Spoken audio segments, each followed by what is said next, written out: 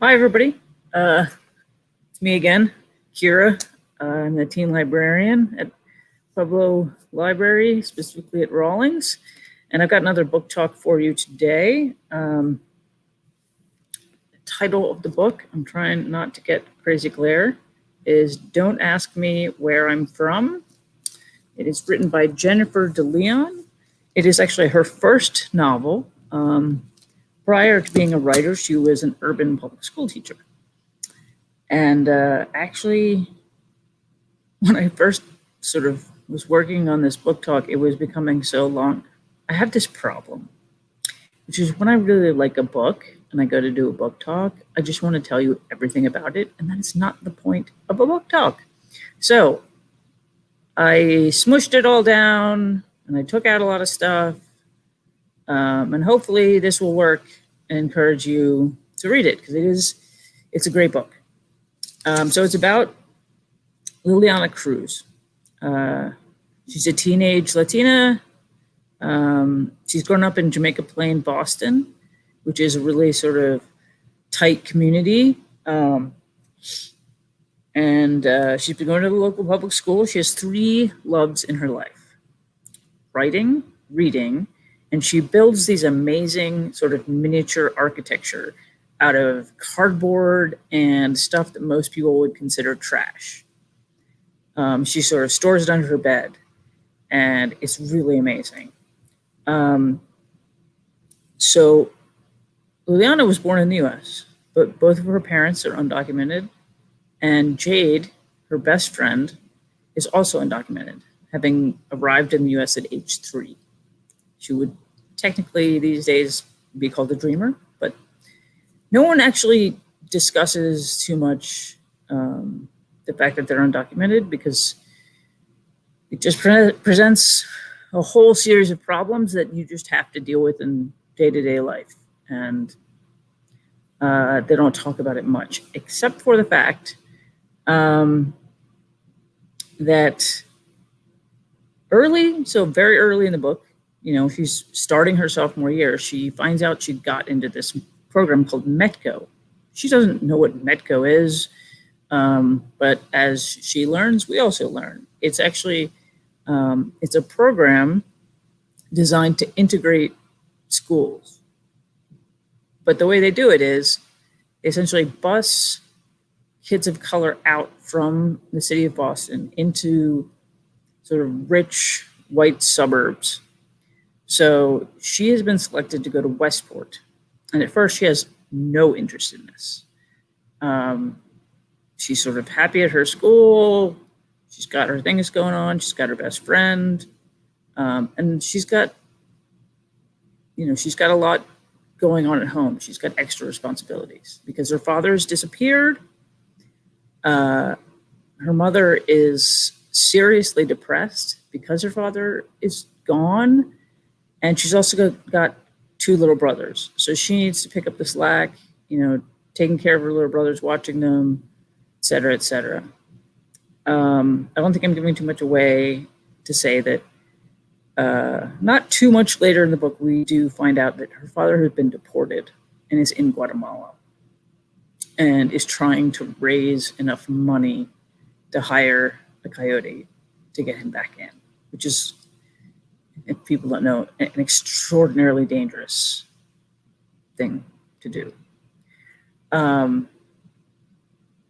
So though she doesn't understand exactly what's going on, her mother is dealing with that and is just profoundly depressed and really not operating at full capacity. So, she's trying to pick up the slack. She has a couple of conversations with her guidance counselor, who actually was part of Metco, she finds out, and she talks to Jade, and Jade thinks she should go, and her mother desperately wants her to go. So she does decide to go. And on her first day, not a great first day.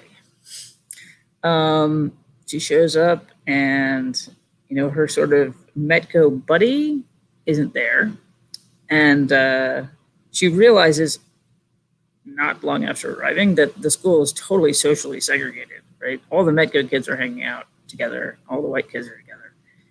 And when she doesn't really, she has no place, and she tries to go sit with the Metco kids at one point, and they're not particularly welcoming. There's one young man, Ray Sean, who is, but in general, they're not sort of like, oh, another kid from Boston, come hang out with us.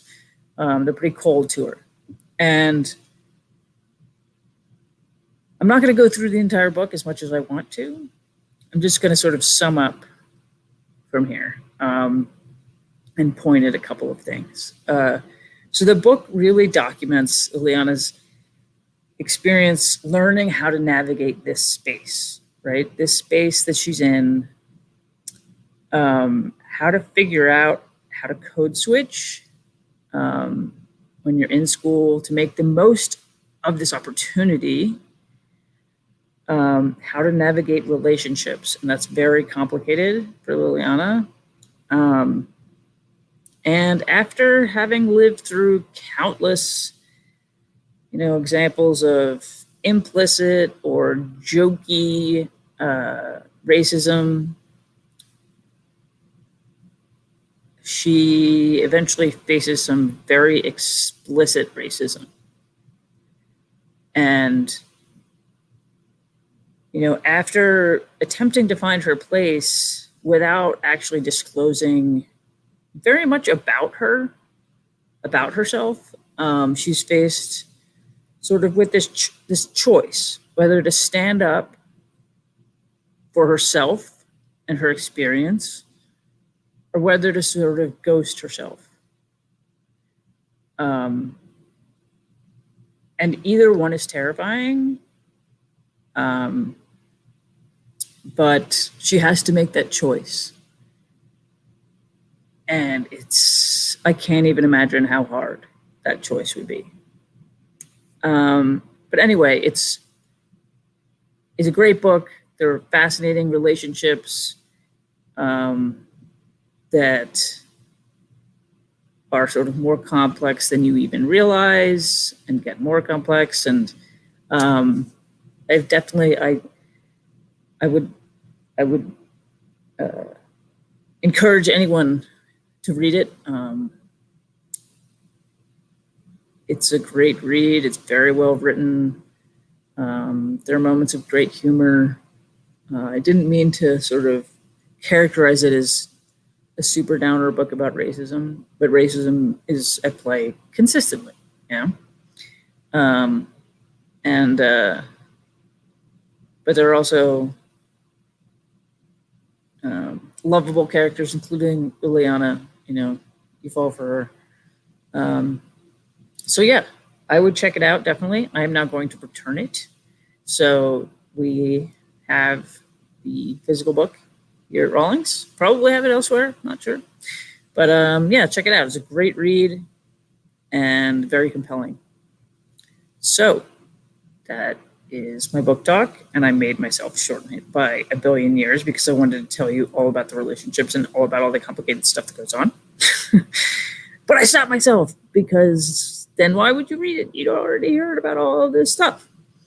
So I'm going to sign off for my book talk, but I also, as always, I want to take the time to encourage everybody to take care of yourselves, physically and mentally. Get your flu shot.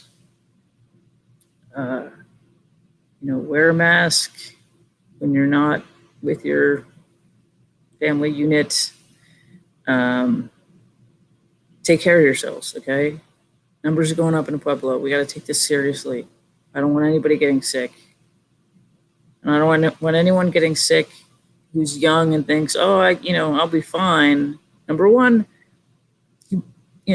yes, your chances are being fine, but then you can also pass it to people who won't be fine. And, but honestly, take care of yourselves mentally. This is a very stressful time for a lot of us. And so love your friends, okay? Love them, reach out to them. If you're feeling down, that's fine. Everyone deserves to feel down. Reach out to friends, okay? Express your love for each other. Hold each other up. Okay. I'm outie. Have a great rest of your Thursday. Bye-bye.